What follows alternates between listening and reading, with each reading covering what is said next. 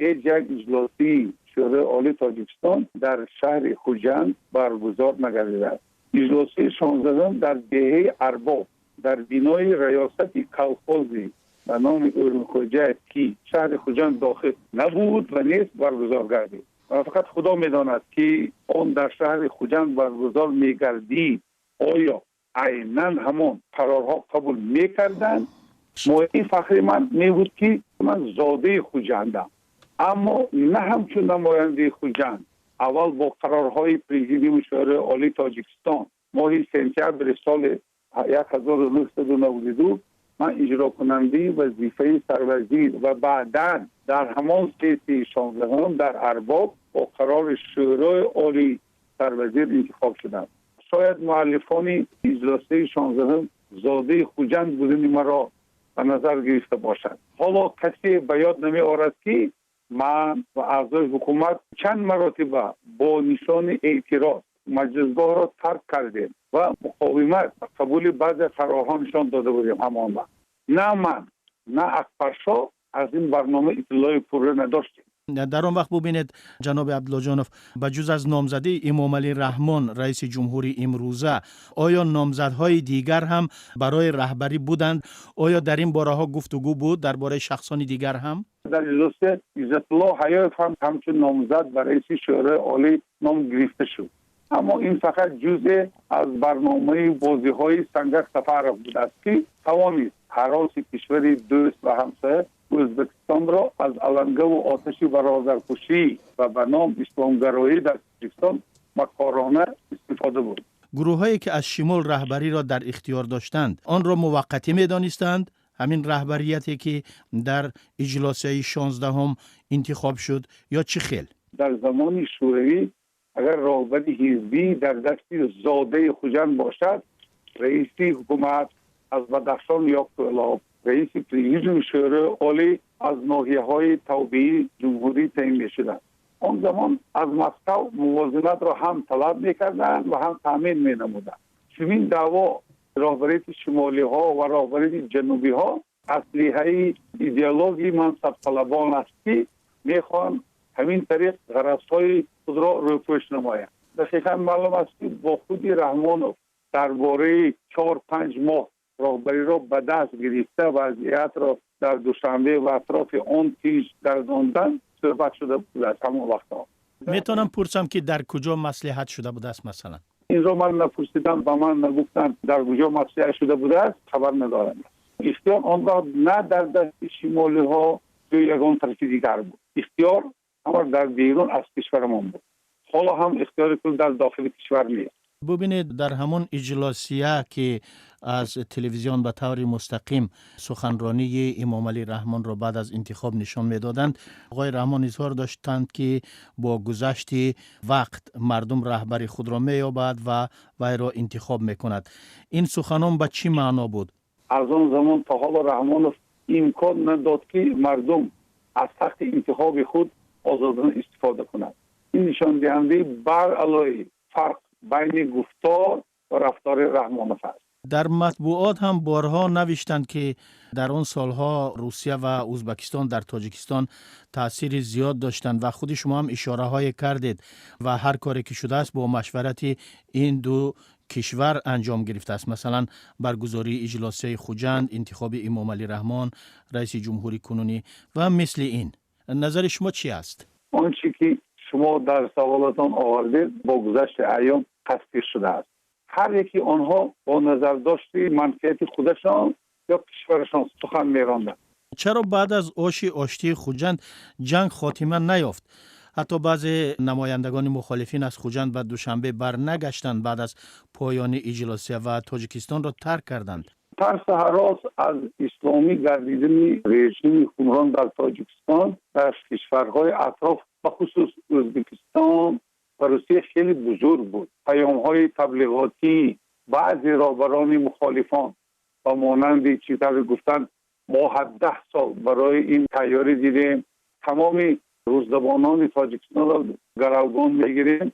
آن کشورها را به ضد مخالفان کردند. در ولایت وقت لیناباد نیز البته ضد این نهضت اسلامی خیلی پرزور بود. البته بعد از اجلاسی نه هم رفتن به دوشنبه. حکومتداران اگر از تحت دل میخواستند که بعدی آشتی مخالفان را همکاری خود میکردن حرکت میکرد، اما این را نکردن. مثلا اصل‌الدین صاحب نظر تا آخر عمرش امکان ندادن که به کشورش خدمت کند. خوب، دیگر اگر از مسئله های اجلاسی خوجند بگذاریم، مسئله دیگر انتخابات ماه دکبر سال 1994 است که شما هم نامزد بودید. نظرتان درباره این انتخابات چی است؟ همون شب انتخابات سفیران امریکا و روسیه در دوشنبه مرا با پیروزی تلفنی تبریک نمودند، اما روز دیگر رحمانوف خود را پیروز اعلام نمود. روسیه و ازبکستان که کفیلان اصلی برگزاری آن انتخابات بودند و من اشاره نمودم که یک مدت رسما اعتراض ننمایم. عموما این یک صحبتی علیحده را میخواهد. به هر حال من شخصی هستم که اکثریت مردم تاجیکستان و من رای دادند. ببینید، بعد از ختم همین انتخابات شما با حکومت همکاری را ادامه ندادید. چرا؟ بعد آن انتخابات رحمانوف پیامی به من فرستاده بود و تا حتی ما هر دو صحبتی دوری دراز کرده بودیم، اما گفتار و رفتار رحمانوف بسیار دیگر. مثلا یکی از دلیل‌ها این است که با سفارشی شخصی امام علی نامنویسی من را همچون نامزد به وکیل شورای عالی که بعد انتخابات پرزیدنتی برگزار میگشت باطل نمودند. معرفی دشمن سازی از رقیبانشان را در کشور دوام دادند. طرفداران من را هم نیز شروع به تعقیب کردند. ببینید، در تاجیکستان میگویند که به شما رهبری چند وزارتخانه را پیشنهاد کردند و شما به این پیشنهاد راضی نشدید. سبب چیست و اون وزارتخانه ها را میتونید که نام برید که کدام وزارتخانه ها بودند؟ اولا هیچگاه رهبری هیچ یک وزارت را به من پیشنهاد نکردند.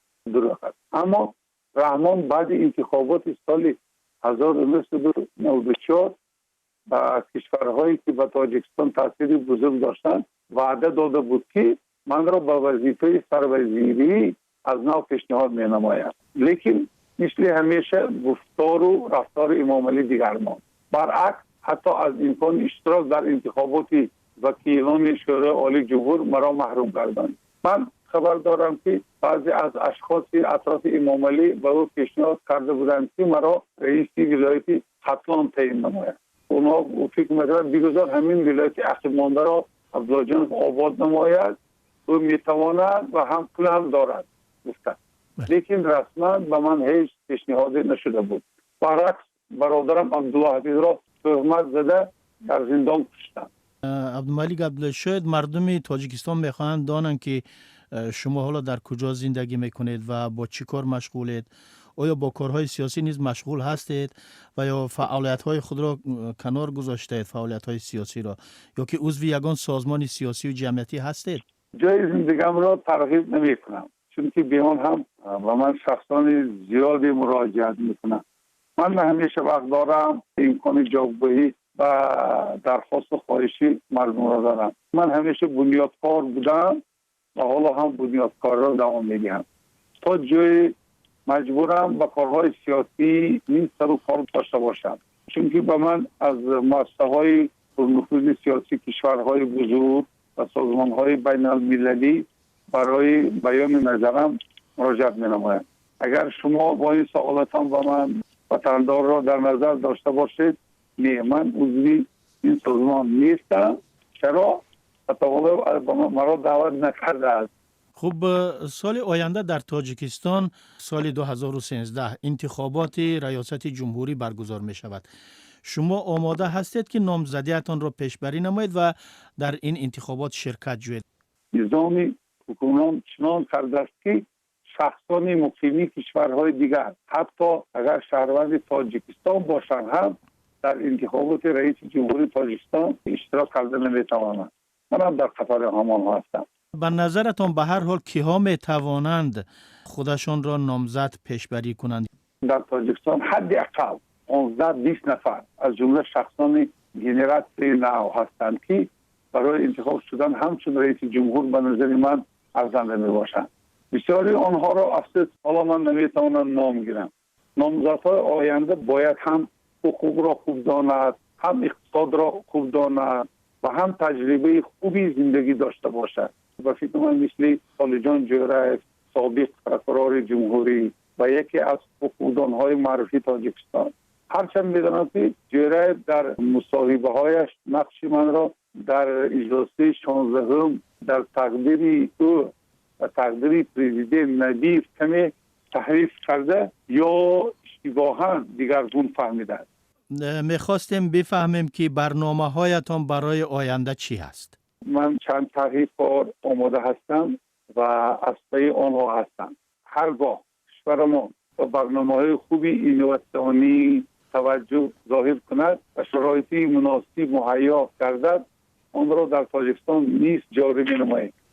خدا خواهد کشورمان آزاد و آباد می‌گردد. جوانان امروزه که تحصیل خوب گرفتند و طرز حیاتی خوب و آزاد در خارج دیدند، دموکراسی را از دیکتاتوری فرق می‌کنند، آنها کفیل این آرزوی آمال نیکی مردمان هستند در آینده.